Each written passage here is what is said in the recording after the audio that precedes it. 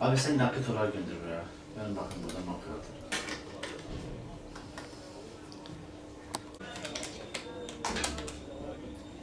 Tamam.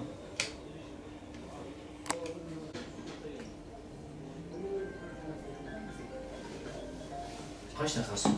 Gram altın şu anda 6890 abi.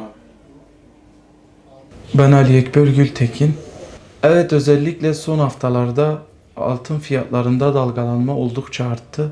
Bunun başlıca sebepleri İran-İsrail savaşı olsun, dolar kuru, ons altın fiyatı yer alıyor. İnsanlar tabi güvenli liman olarak yine altına yöneliyor. Evet, kararsızlar tabi.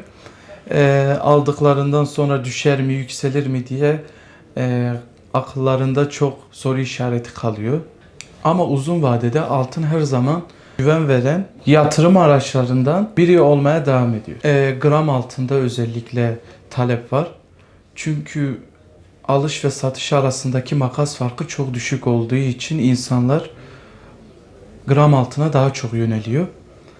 Tabi sadece gram altın değil, çeyrek altın, ata lira, yarım altın vesaire sarrafiye ürünlerinde oldukça yüksek bir talep var. Tabii Türkiye'de malum ekonomik sıkıntılardan dolayı vatandaşın alım gücü ciddi şekilde düştü. Şu an düğün sezonundayız ama eski yıllara göre alım oldukça düşük.